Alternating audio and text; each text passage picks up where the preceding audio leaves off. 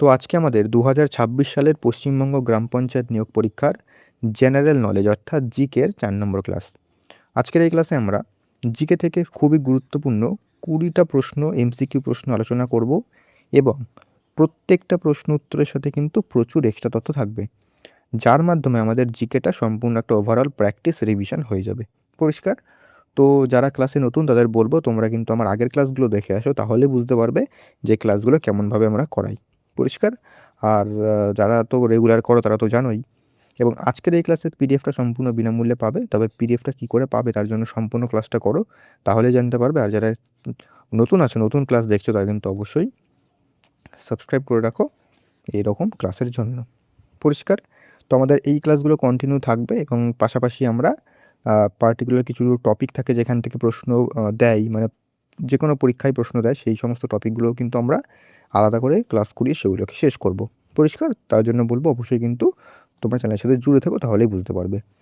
আর যারা যদি chapter wise class করতে চাও, আমি কিন্তু চ্যাপ্টার ওয়াইজ ক্লাস করাচ্ছি, সেগুলোও কিন্তু তোমরা দেখতে পারো। সমস্ত কিছুর লিঙ্ক বা তোমরা আমাদের চ্যানেলে গেলেও কিন্তু সেই ক্লাসগুলো দেখতে পারবে। ঠিক আছে? এবং তোমরা অবশ্যই খাতা পেন নিয়ে বসো। তোমরা শেষে কিন্তু জানাবে যে 20তে তোমরা কত পেয়েছো। মানে যখন আমি কোশ্চেনগুলো বলবো, এমসিকিউ অপশানগুলো দেখবে, তখন ক্লাসটা পজ করবে। পজ করার পর তোমরা কী করবে, উত্তরটা নিজেরা করার চেষ্টা করবে। নিজেরা করার চেষ্টা করলে কী হবে, তোমাদের মধ্যে সেই কনফিডেন্সটা বাড়বে। ঠিক আছে? তারপরে তোমরা শেষে কিন্তু জানাবে যে তোমরা 20তে কত পেয়েছো। এবং অবশ্যই কিন্তু ক্লাসটা শেষ পর্যন্ত কন্টিনিউ করবে, তাহলেই কিন্তু লাভ হবে। 2-1টা ক্লাস দেখলাম, ছেড়ে দিলাম, তাহলে কিন্তু হবে না। ঠিক আছে? ক্লাসগুলো কন্টিনিউ করলে তোমাদের কিন্তু সম্পূর্ণটা তোমাদেরই লাভ হবে। ঠিক আছে? তাই বলবো ক্লাসগুলো কিন্তু শেষ পর্যন্ত কন্টিনিউ করো। আমি কিন্তু একদম পরীক্ষার আগে এই ক্লাসগুলো একদম চালিয়ে যাব, যাতে তোমাদের সম্পূর্ণ জিকেটা প্র্যাকটিস রিভিশন সমস্ত কিছু হয়ে যায়। তো যাই হোক, শুরু করছি আজকের ক্লাস। দেখো, প্রথম প্রশ্ন, তোমরা তোমরা কী করবে, ক্লাসটা আমি যখন প্রশ্নটা দেখাচ্ছি, তোমরা কিন্তু ক্লাসটাকে পজ করে নিজেরা উত্তর করার চেষ্টা করবে। তো দেখো, প্রথম প্রশ্ন কী বলছে, অশোকের শিলালিপি প্রথম কে পাঠোদ্ধার করেছিলেন? খুব গুরুত্বপূর্ণ প্রশ্ন। Cunningham, James Prinsep, William Jones, max মুলার। উত্তর কী হবে? অশোকের শিলালিপি পাঠোদ্ধার কে করেছিলেন? খুবই গুরুত্বপূর্ণ প্রশ্ন। এরা কিন্তু অনেক সময় পরীক্ষায় দিয়েছে, অনেক পরীক্ষার প্রশ্নপত্র তোমরা দেখতে পারো। এটার উত্তর কী হবে? এটার উত্তর হবে option number B, James Prinsep. ঠিক আছে? এবার আমরা এক্সট্রা তথ্য দেখব।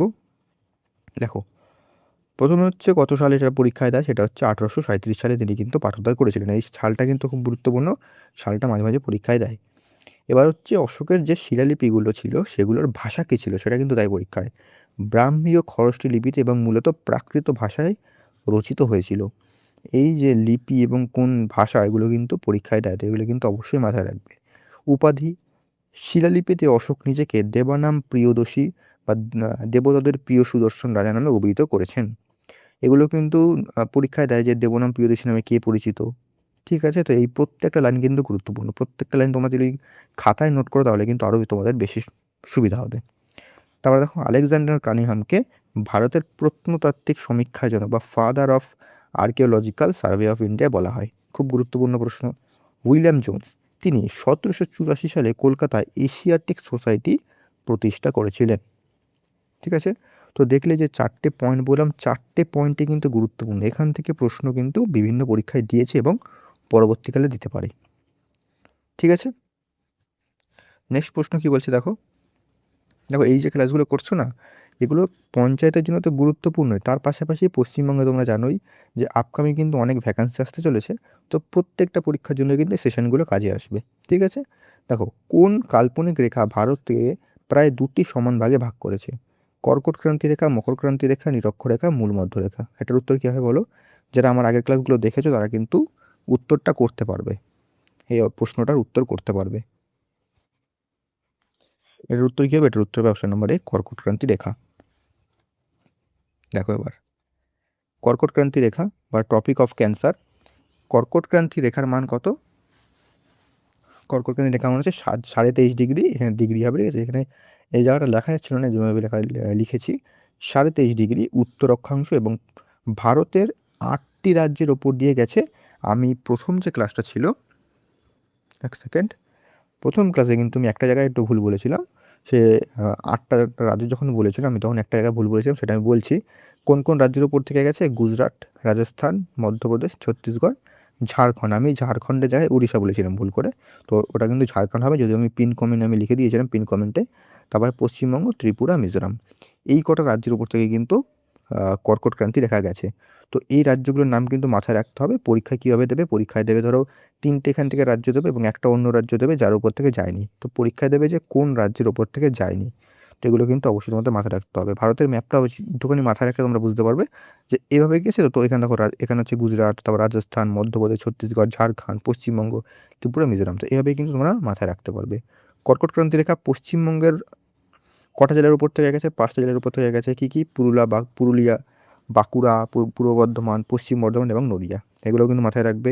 নিরক্ষরেখা, শূন্য অক্ষাংশকে নিরক্ষরেখা বলা হয় এবং মকরক্রান্তি রেখার মান হলো দক্ষিণ, এটা হচ্ছে কিন্তু উত্তর 23.5 ডিগ্রি, এই যে দক্ষিণ 23.5 ডিগ্রি অক্ষাংশ, ঠিক আছে? এবং এই যে মাহি নদী, এটা আমি প্রথম ক্লাসে বলেছিলাম, মাহি নদী কর্কট ক্রান্তি রেখাকে দুবার অতিক্রম করেছে, ঠিক আছে? তো এটাও কিন্তু খুব গুরুত্বপূর্ণ, এটাও কিন্তু বারবার করে তোমাদের রিভিশন দিতে হবে। নেক্সট কোশ্চেন দেখো, অযোধ্যা পাহাড়ের সর্বোচ্চ শৃঙ্গের নাম কি? গোর্খাবুরু, বিহারীনাথ, শুশুনিয়া, তারপর চামটা পাহাড়। এখানে শুশুনিয়া, চামটা পাহাড়। কী হবে উত্তর বলো? অযোধ্যা পাহাড়ের সর্বোচ্চ শৃঙ্গের নাম কি বলো? অযোধ্যা পাহাড়ের সর্বোচ্চ শৃঙ্গ হচ্ছে গোর্খাবুরু, ঠিক আছে? দেখো, গোর্খাবুরুর উচ্চতা কত? 677 মিটার এবং এটি পুরুলিয়া জেলায় অবস্থিত। উচ্চতা মোটামুটি তোমাদের পরীক্ষায় তেমন একটা দেয় না, তাও এটা এটা একটু মাথায় রাখতে পারবে, রাখতে হবে। এবং এটা কোথায় অবস্থিত সেটা কিন্তু দিতে পারে। এটি পশ্চিমবঙ্গের পশ্চিমাঞ্চল বা রাঢ় অঞ্চলের সর্বোচ্চ শৃঙ্গ। বিহারীনাথ এবং শুশুনিয়া দেখি, বিহারীনাথ কোথায় অবস্থিত? বাঁকুড়া, এটা বাঁকুড়া জেলার সর্বোচ্চ পাহাড়, এবং শুশুনিয়া পাহাড় দুটিই কিন্তু বাঁকুড়া জেলায় অবস্থিত। তারপরে চামটা পাহাড়, এটিও পুরুলিয়ার অযোধ্যা পাহাড়ের অঞ্চলেরই একটি অন্যতম প্রধান পাহাড় শৃঙ্গ। সান্দাকফু, আমরা সকলেই জানি যে সান্দাকফু, যার উচ্চতা 3636 মিটার, হচ্ছে পশ্চিমবঙ্গের সর্বোচ্চ শৃঙ্গ। যা কোথায়, এটা কোন পর্বতমালা যদি বলে কোন পর্বত শ্রেণীতে, তাহলে হবে সিঙ্গালী। এখানে সিঙ্গালীটা দেখে নেবে, সিঙ্গালীলায় কিন্তু এর অবস্থিত, ঠিক আছে? তো এগুলো কিন্তু এখান থেকে প্রশ্ন দেয়। নেক্সট কোয়েশ্চেন কি বলছে দেখো, কোন রাজ্যের রাজ্যপালকে কে নিয়োগ করেন? আমার যে রাজ্যপাল থাকে, গভর্নর প্রত্যেক রাজ্যে, তো সেই রাজ্যপালকে নিয়োগ কে করেন, অ্যাপয়েন্ট কে করে? মুখ্যমন্ত্রী, মানে সেই রাজ্যের মুখ্যমন্ত্রী, নাকি ভারতের প্রধান বিচারপতি, প্রধানমন্ত্রী, রাষ্ট্রপতি? কে নিয়োগ করে? কে অ্যাপয়েন্ট করে? উত্তর হবে ভারতের রাষ্ট্রপতি কিন্তু অ্যাপয়েন্ট করে যে কোনো রাজ্যের রাজ্যপালকে, ঠিক আছে? দেখো, সংবিধানের 155 নম্বর ধারা অনুযায়ী রাষ্ট্রপতি রাজ্যপালকে নিযুক্ত করেন এবং রাজ্যপাল হওয়ার জন্য ন্যূনতম বয়স কত লাগে? 35 বছর। রাষ্ট্রপতি হওয়ার জন্য কত লাগে সেটা তোমরা কমেন্টে জানাও, আমি এটা কিন্তু বলেছি আগের ক্লাসে। তাহলে কার্যকাল ও স্থায়িত্ব, রাজ্যপালের কার্যকাল সাধারণত 5 বছর হলেও তিনি কিন্তু রাষ্ট্রপতির প্লেজার পর্যন্ত থাকেন, এটা মাথায় রাখবে, মানে সন্তুষ্টির উপর ভিত্তি করে পদে বহাল থাকেন। শপথ গ্রহণ, রাজ্যপালকে নিয়োগ করেন রাষ্ট্রপতি, কিন্তু তাকে শপথ বাক্য যে কে পাঠ করান, তাকে শপথ বাক্য পাঠ করান কিন্তু হাইকোর্টের প্রধান বিচারপতি। আমরা জানি রাষ্ট্রপতিকে শপথ বাক্য পাঠ করাইতে, সেটা হচ্ছে সিজে, মানে চিফ জাস্টিস অফ ইন্ডিয়া, ভারতের প্রধান বিচারপতি, এবং রাজ্যপালকে শপথ বাক্য পাঠ করান হাইকোর্টের প্রধান বিচারপতি, এটাই মাথায় রাখবে। ভারতের প্রথম মহিলা রাজ্যপাল ছিলেন কে? সরোজিনী নাইডু, উত্তরপ্রদেশের, ঠিক আছে? আর ভারতের প্রথম যদি মুখ্যমন্ত্রী বলে তাহলে কী হবে? মুখ্যমন্ত্রী ছিলেন সুচেতা কৃপলানি, তিনিও কিন্তু উত্তরপ্রদেশেরই ছিলেন, ঠিক আছে? যেগুলো কিন্তু পরীক্ষায় দেয়। পরবর্তী কোশ্চেন দেখো কী বলছে। পরবর্তী কোশ্চেন বলছে, এলপিজি এর গ্যাসের মূল উপাদান দুটি কী কী? Methane, ethane, butane, propane, ethane, propane, hydrogen, acetylene. এটা তোমরা কমেন্টে জানাও, কারণ এটা আমি আগের ক্লাসে করেছিলাম, ঠিক আছে? এটা তোমাদের হোমওয়ার্ক, কমেন্টে জানাও, ঠিক আছে? এটা আমি উত্তর বলবো না। পরবর্তী কোশ্চেন দেখে নিই আমরা। আন্তর্জাতিক ন্যায়ালয় মানে ইন্টারন্যাশনাল কোর্ট অফ জাস্টিস কোথায় অবস্থিত, মানে এর হেডকোয়ার্টার কোথায় অবস্থিত? হেডকোয়ার্টার থেকে কিন্তু প্রশ্ন দেয়, তো হেডকোয়ার্টার আমরা কিন্তু অনেক করেছি আমরা, আগের 3টে ক্লাসে কিন্তু প্রচুর কভার করে দিয়েছি। তো আজকে আমাদের আরেকটা প্রশ্ন দিয়েছি, আন্তর্জাতিক ন্যায়ালয় মানে ইন্টারন্যাশনাল কোর্ট অফ জাস্টিস কোথায়? New York, the Hague, Vienna, Washington DC, কোনটা হবে? দেখো, আন্তর্জাতিক ন্যায়ালয় এটা হচ্ছে option number B, the Hague. The Hague হচ্ছে নেদারল্যান্ডসে, তখন লিখেও রেখেছি আমি। দ্য হেগ কোথায়? নেদারল্যান্ডসে। এটি 1945 সালে জাতীয় সংঘের প্রধান বিচার বিভাগীয় শাখা হিসেবে প্রতিষ্ঠিত হয়। এর মোট বিচারকের সংখ্যা 15 জন এবং তাদের কার্যকাল 9 বছর। মাথায় কার্যকালটা কিন্তু পরীক্ষায় দেয় কত বছর? 9 বছর। নিউ ইয়র্ক, নিউ ইয়র্কে কী কী অবস্থিত? নিউ ইয়র্কে আমরা আগেও দেখেছিলাম যে জাতীয় সংঘ বা ইউনাইটেড নেশনস, তারপরে হচ্ছে জাতিসংঘের সাধারণ সভা, ইউনিসেফের সদর দপ্তর কিন্তু নিউ ইয়র্কে অবস্থিত। ভিয়েনাতে কিন্তু কী অবস্থিত? অস্ট্রিয়ার রাজধানী ভিয়েনাতে IAEA international atomic energy agency এবং ওপেকও কিন্তু অবস্থিত ভিয়েনাতে। ওয়াশিংটন ডিসিতে কী কী? ওয়ার্ল্ড ব্যাংক এবং IMF মানে ইন্টারন্যাশনাল মনিটারি ফান্ড। ঠিক আছে, তো এটা কিন্তু ভালো করে মাথায় রাখতে হবে। IMF কি? IMF হচ্ছে পাকিস্তানের ফেভারিট সংস্থা, এটা মাথায় রাখবে। তারপর দেখো পরবর্তী প্রশ্ন, দাস বংশের প্রকৃত প্রতিষ্ঠাতা কাকে বলা হয়? কুতুবুদ্দিন আইবক, ইলতুৎমিশ, গিয়াসুদ্দিন বলবন, সুলতানা রাজিয়া। এখানে কি বলেছে একটুখানি তোমাদের মাথায় প্রশ্নটা একটু বুঝতে হবে যে এখানে বলেছে দাস বংশের প্রতিষ্ঠাতা জিজ্ঞাসা করেনি, বলেছে প্রকৃত প্রতিষ্ঠাতাকে। দেখো এখানে যদি বলে প্রতিষ্ঠাতাকে শুধু বলতো তাহলে কিন্তু হতো কুতুবুদ্দিন আইবক, কিন্তু প্রকৃত যেহেতু উল্লেখ করে দেওয়া আছে সেক্ষেত্রে এটা হবে কিন্তু ইলতুৎমিশ। ঠিক আছে, দেখো এক সেকেন্ড, হ্যাঁ 1206 সালে কুতুবুদ্দিন আইবক দাসবংশের প্রতিষ্ঠা করলেও ইলতুৎমিশ সাম্রাজ্যকে সুদৃঢ় করেন এবং রাজধানী লাহোর থেকে দিল্লিতে স্থানান্তরিত করেন। তো এই জায়গাটা কিন্তু মাথায় রাখবো যে রাজধানী দিল্লি থেকে লাহোর থেকে দিল্লিতে স্থানান্তরিত কে করেন? উত্তর হবে ইলতুৎমিশ। এবং কুতুবুদ্দিন আইবক কিন্তু তিনি মারা যান চৌগান খেলতে খেলতে। এই যে এই যে কোথায় গেল, হ্যাঁ কুতুবুদ্দিন আইবক তিনি চৌগান খেলতে খেলতে কিন্তু মারা যান। ঠিক আছে, এটা মাথায় পরীক্ষায় কিন্তু অনেক সময় দেয়। ইলতুৎমিশ, দেখো ইলতুৎমিশ বন্দেগান ই চাহেলগান বা 40 চক্র গঠন করেন এবং টঙ্কা যেটা হচ্ছে একটা রৌপ্য মুদ্রা মানে রূপার মুদ্রা এবং জিতল যেটা হচ্ছে তামার মুদ্রা তিনি কিন্তু চালু করেন। এগুলো কিন্তু পরীক্ষায় দেবে। কুতুব মিনার দেখো, কুতুব মিনার হচ্ছে কাজ শুরু করে হচ্ছে কুতুবুদ্দিন আইবক। দেখো কুতুবুদ্দিন আইবক কুতুব মিনারের কাজ শুরু করেছিলেন, কিন্তু এইটা শেষ করেছে ইলতুৎমিশ, এটা মাথায় রাখবে। সুলতানা রাজিয়া ইলতুৎমিশের কন্যা সুলতানা রাজিয়া ছিলেন দিল্লির সিংহাসনে বসা প্রথম ও একমাত্র মহিলা মুসলিম শাসক। ঠিক আছে, এগুলো কিন্তু পরীক্ষায় প্রত্যেকটা লাইন থেকে কিন্তু প্রশ্ন দিতে পারে। পরবর্তী প্রশ্ন দেখো, শিবসমুদ্রম জলপ্রপাত কোন নদীর ওপর অবস্থিত? নর্মদা, গোদাবরী, কাবেরী, সরাবতী। শিবসমুদ্রম জলপ্রপাত থেকে প্রশ্ন দেবে, বলো কি হবে এর উত্তর?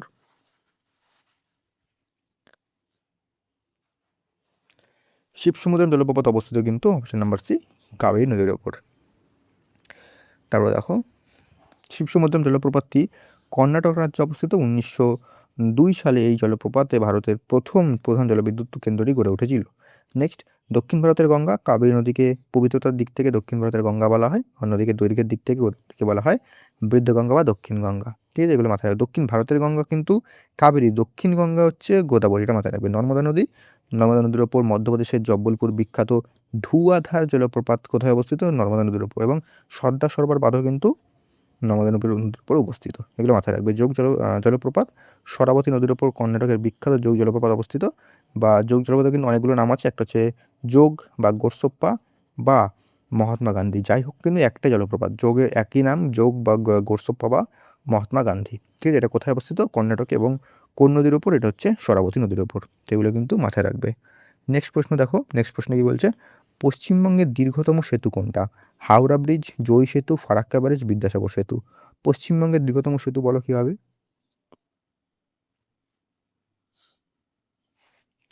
পশ্চিমবঙ্গের দীর্ঘতম সেতু হলো জয় সেতু। ঠিক আছে, এটা কোথায় অবস্থিত? এটা হচ্ছে কোচবিহার জেলায় অবস্থিত।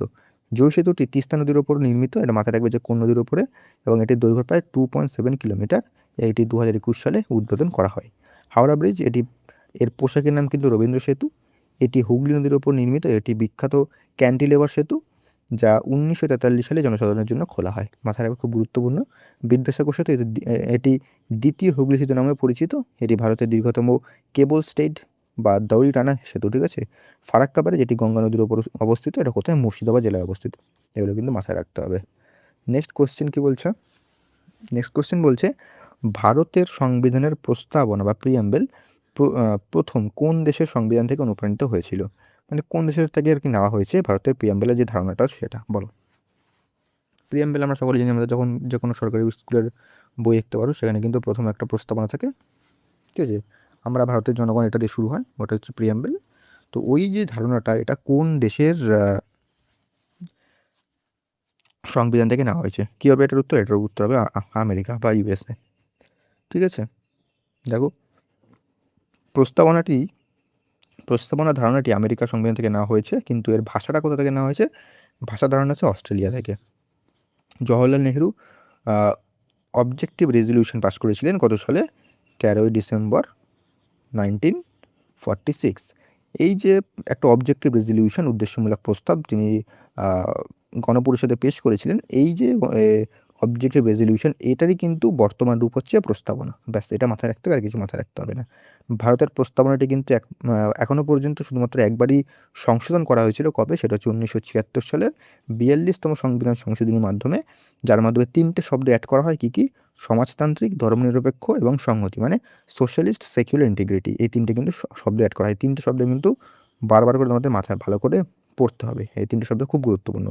কানাডা থেকে কী নেওয়া হয়েছে? কানাডা থেকে নেওয়া হয়েছে যুক্তরাষ্ট্রীয় ব্যবস্থা বা federal system with a strong centre, এবং রাজ্যপালের নিয়োগ কিন্তু নেওয়া হয়েছে, যে সেন্টার দ্বারা রাজ্যপাল নিয়োগ করা হয় প্রত্যেক রাজ্যে। এই রাজ্যে বলছি, হ্যাঁ, প্রত্যেক রাজ্যে। তো এটাই, এই যে ধারণাটা, এটা কিন্তু নেওয়া হয়েছে কানাডা থেকে। তো এটা কিন্তু খুব গুরুত্বপূর্ণ। নেক্সট কোশ্চেন আমাদের কি বলছে? নেক্সট কোশ্চেন বলছে রক্ততঞ্চন বা ব্লাড ক্লটিংয়ে সাহায্য করে কোন vitamin? Vitamin A, vitamin B12, vitamin E, vitamin K. বলো। আমরা ভিটামিন কিন্তু প্রায় অনেকটা পড়ে নিয়েছি, তো ভিটামিন থেকে প্রশ্ন আসলে মোটামুটি তোমরা কিন্তু পারবে। কী হবে উত্তর বলো?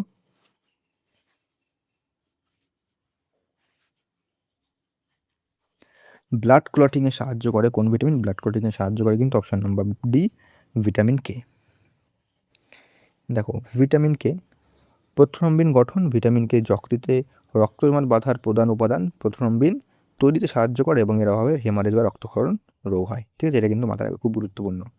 ঠিক আছে, তারপর দেখো ভিটামিন B12, এর রাসায়নিক নাম কি? রাসায়নিক নাম সায়ানোকোবালামিন।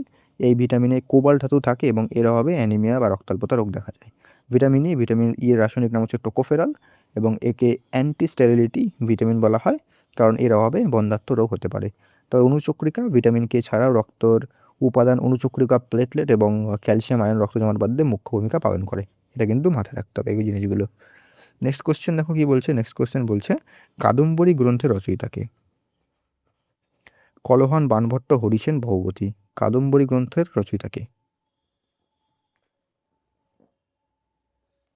কাদম্বরী গ্রন্থের রচয়িতাকে? কাদম্বরী গ্রন্থের রচয়িতা হলেন বাণভট্ট। দেখো, হর্ষচরিত, বাণভট্ট ছিলেন সম্রাট হর্ষবর্ধনের সভাকবি। তিনি কাদম্বরী ছাড়াও হর্ষবর্ধনের জীবনী হর্ষচরিত রচনা করেছিলেন। এই যে তিনি কার সভাকবি ছিলেন, এটা কিন্তু পরীক্ষায় দেবে, ভালো করে দেখে রাখবে। কলহান, কলহানের বিখ্যাত গ্রন্থটা কি? রাজতরঙ্গিনী, এবং যা থেকে আমরা কাশ্মীরের ইতিহাস জানতে পারি। হরিসেন, হরিসেন ছিলেন গুপ্ত সম্রাট সমুদ্রগুপ্তের সভাকবি। তিনি বিখ্যাত এলাহাবাদ প্রশস্তি বা প্রশস্তি রচনা করেন, এবং এই যে এলাহাবাদ প্রশস্তি, এর থেকেই কিন্তু আমরা সমুদ্রগুপ্তের সম্পর্কে জানতে পারি।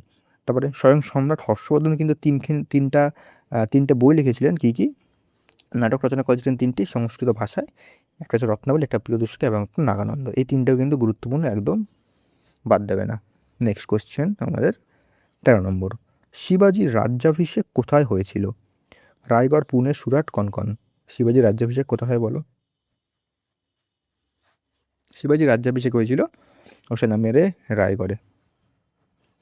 দেখো, 1674 খ্রিস্টাব্দে রায়গড় দুর্গে পণ্ডিত গঙ্গা ভট্টের উপস্থিতিতে ছত্রপতি শিবাজির রাজ্যাভিষেক হয়, এবং তিনি ছত্রপতি ও গোহক্ষণ প্রতিপালক উপাধি ধারণ করেন। ঠিক আছে, এগুলো মাথায় রাখবে।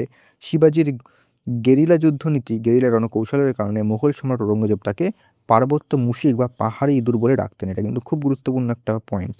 1665 খ্রিস্টাব্দে শিবাজি এবং মুঘল সেনাপতি জয়সিংয়ের মধ্যে ঐতিহাসিক পুরন্দরের চুক্তি স্বাক্ষরিত হয়েছিল। পুরন্দর চুক্তি কবে হয় এটা দেয়, কাদের মধ্যে হয় সেটাও দেয় পরীক্ষায়।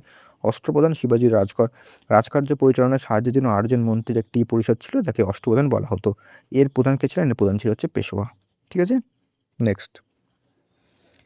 নেক্সট হলো ভারতের কোন রাজ্যে সর্বাধিক তুলা বা কার্পাস উৎপাদিত হয়?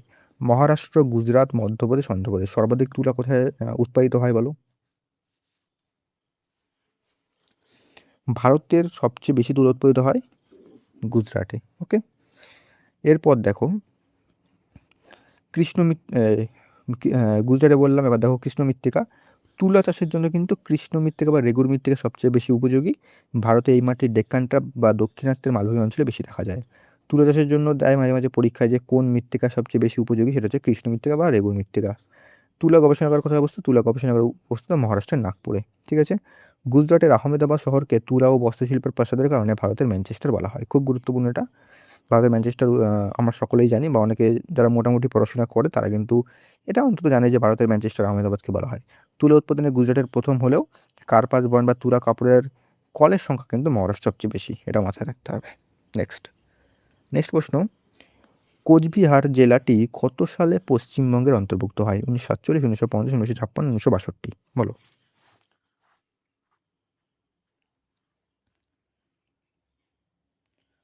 কোচবিহার জেলাটি পশ্চিমবঙ্গের অন্তর্ভুক্ত হয় 1950 সালে, অপশান বি।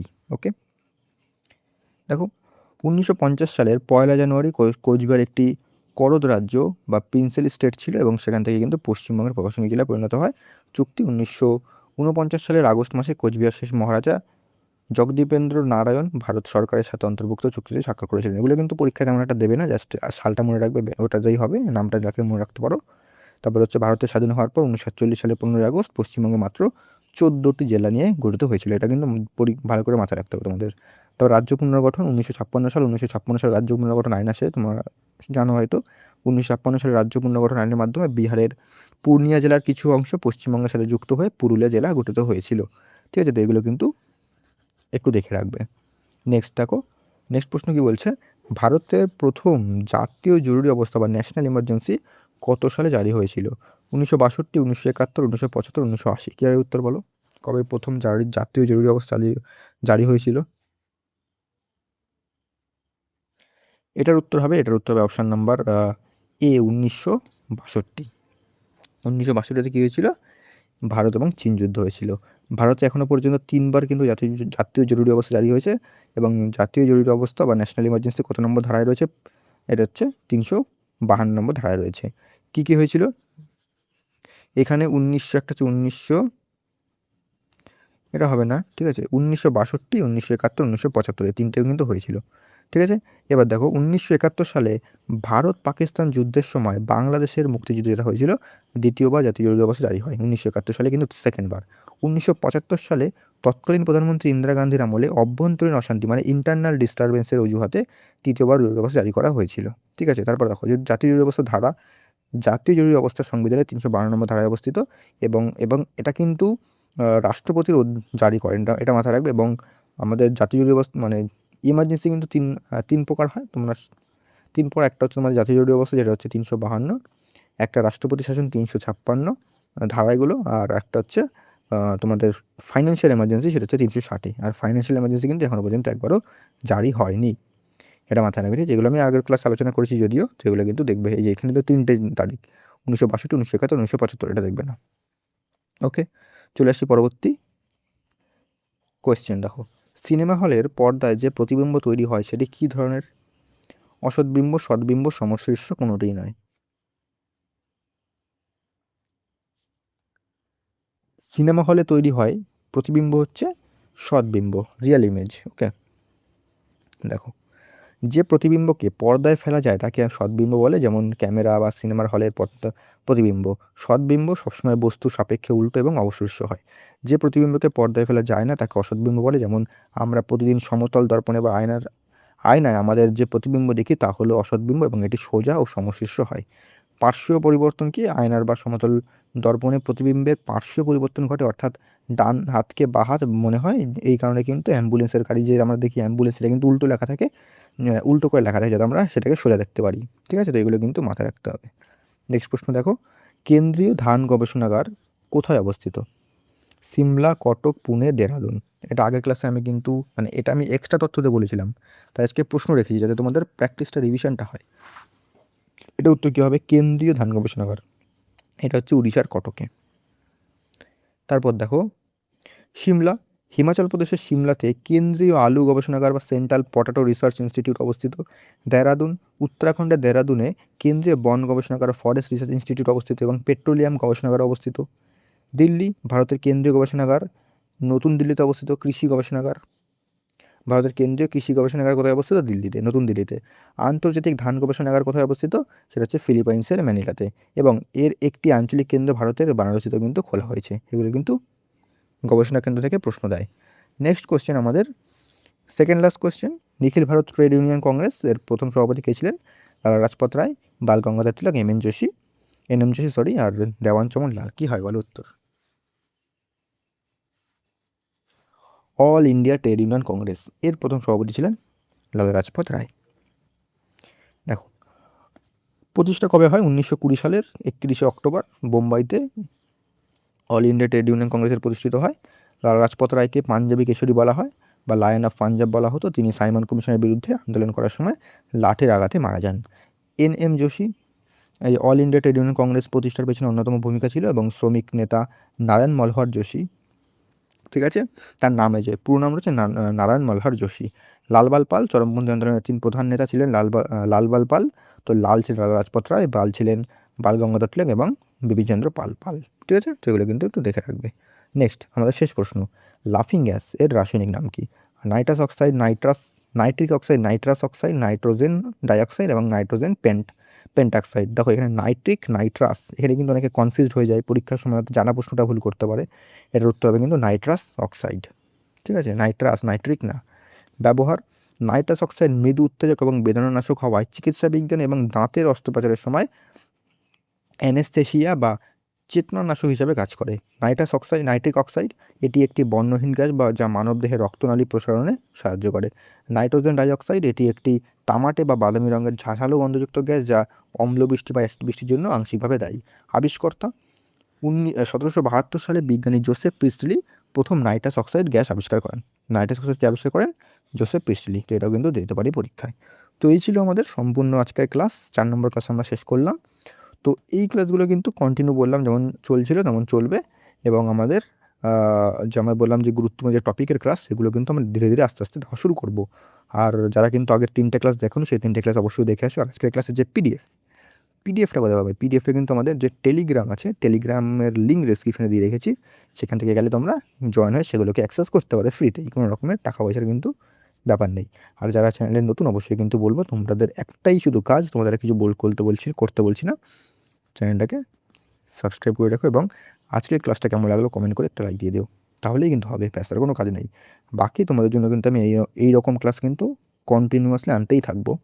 পরীক্ষার আগে পর্যন্ত কিন্তু জিকে তোমাদের সম্পূর্ণ আমি শেষ করিয়ে দেবো। ঠিক আছে, এভাবে কিন্তু প্র্যাকটিস ক্লাস, তারপরে আমাদের যে টপিক ভিত্তিক ক্লাসগুলো চলবে। ঠিক আছে, আর কারেন্ট অ্যাফেয়ার্সের কিছু ক্লাস আমি ব্যবস্থা করছি, কাজ চলছে, সেগুলো খুবই তাড়াতাড়ি আসবে। তো দেখা হচ্ছে নেক্সট ক্লাসে।